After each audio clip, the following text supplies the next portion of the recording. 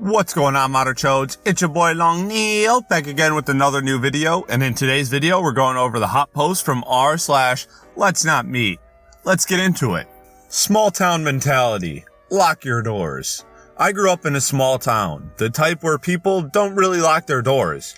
At least they didn't used to. When I was about 14, female, I got a call to babysit for one of my regulars who had 3 daughters. It was December, so a lot of Christmas work parties were going on. I arrived and we went over to the usual rules. She mentioned the TV upstairs was out, so once I put the girls to bed, just head down there to watch TV, and so after playing with the girls for a while, I sent them off to bed and headed downstairs. I spent a few hours channel surfing. It was about 1:30 a.m. I remember grabbing the phone, though I can't remember who I was calling, maybe my mom or my sister, to let them know I would be really late. But I heard the door open upstairs, which sorta surprised me. The mom enjoyed the nights I babysat, as she knew I was a night owl who could be there super late, like 3 in the morning, provided she held the cab for me. It was a small town, but I live on the other side of it. As I headed upstairs, I heard someone stumble, so I picked up my pace to make sure she was okay, only to find 3 people I had never seen before. There was a clearly drunk woman laying on the doorway and 2 guys. The guys looked as surprised to see me as I was them. I asked why they were there. The girls had slurred out that they were there for the party. I was confused and asked if they knew Helen, the mother. One of the guys looked me up and down, and I began getting even more uncomfortable at the whole situation. He asked, I was here alone? I remember not wanting to answer because all I could think of was the fact that there were 3 little girls sleeping in the house. I decided instead of answering him, I would simply state there was no party here and that they needed to leave. The girl was adamant that she was here for the party. The guy who had asked me the question took a step forward. I demanded this time they leave, and we all heard the sound of a phone button being pushed. I had forgotten it was even in my hand, but it seemed to be enough to startle the guy who thought I pushed it on purpose. The guy quickly told the other guy they were leaving and helped the woman up. As soon as they were outside, I slammed the door and locked it and quickly ran to the front window and watched them. They continued up the block, so it wasn't merely messing up the house numbers for them. The mom returned home 2 hours later and was confused why the door was locked. She was so drunk, so I just told her it made me feel safe. I feel stupid for not telling someone, but they didn't really do anything. To the 3 drunks that one winter night, let's not meet again. That's crazy, and actually, believe it or not, I had something very similar happen to me. I was going up the stairs in my house, and right as I was about to head up, I see some headlights pulling into my driveway, and I was like, oh, it's kind of weird. I thought everyone was home, so I go look, and I don't recognize the car, and then the headlights turn off, and I see someone get out, and I'm like, okay, where are they going? And I see him start walking up the driveway in between my 2 cars.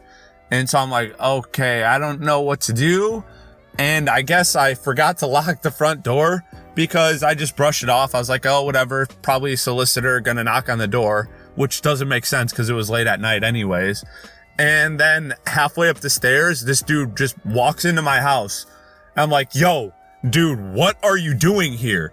And he's like, Brandon?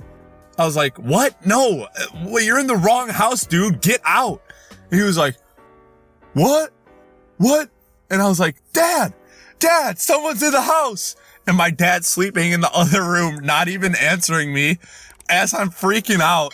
And I'm like, dude, you're in the wrong freaking house. You need to get out right now. And I start to walk down the stairs and he leaves. And then the next day, our neighbors come over to apologize and say it was their uncle who had just gotten home from the doctor. But I think he was probably just drunk and they were covering for him. Either way, it was scary as crap. And needless to say, I lock the door every night now. This next one's called My Neighbor in the Tree. This all started about a year ago. I, 23 female, live on the 2nd floor of an apartment complex and have lived there my entire life. The building is mostly comprised of families with young children and married couples. A lot of the families have lived here as long as my family has, so everyone knows each other pretty well. There's only one apartment unit that isn't occupied by a family, but rather by a pair of brothers who keep to themselves. One day, one of their sons, around my age, appeared out of the blue. He was strange off the bat. He would always wear a sweatshirt with the hood up and would run through the apartment complex to get to his apartment. I'm not sure what his face looks like because he always had the hood over his face. He lived on the first floor, on the back side of the complex, and would often get into his place by jumping through the window. What? He basically did everything in his power to avoid any interaction.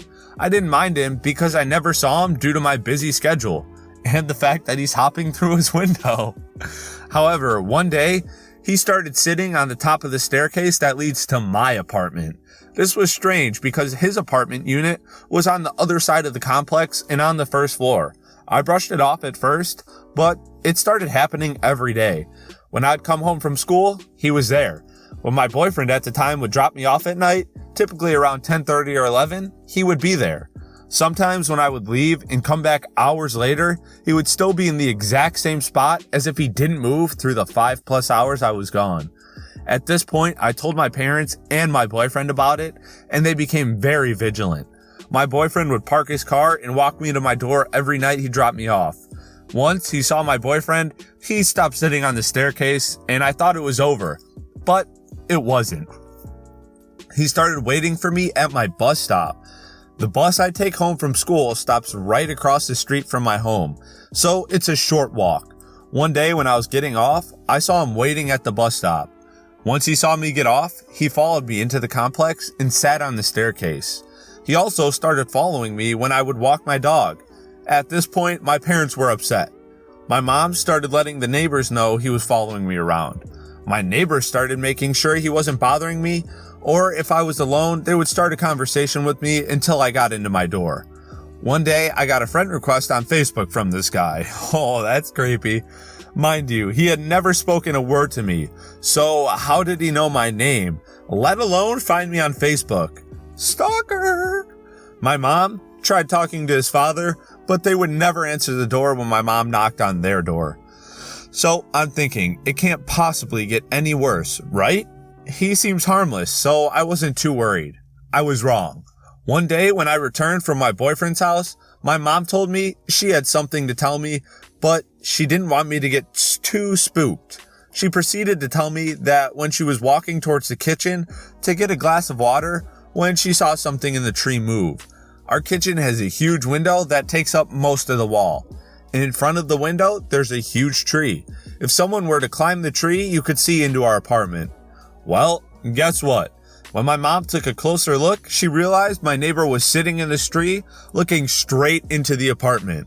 My mom called my dad over, and when my neighbor saw my dad, he jumped off the tree. At that moment, I felt my peace stolen from me. Yeah, I would too. That's insane. We filed a police report, but when the police went looking for him, he was gone. It turned out there were snack wrappers and a blanket hidden in between the leaves of the trees. The police think that wasn't the first time he was up there on the tree. I couldn't help but to wonder how many times he saw me walking around and I had no idea.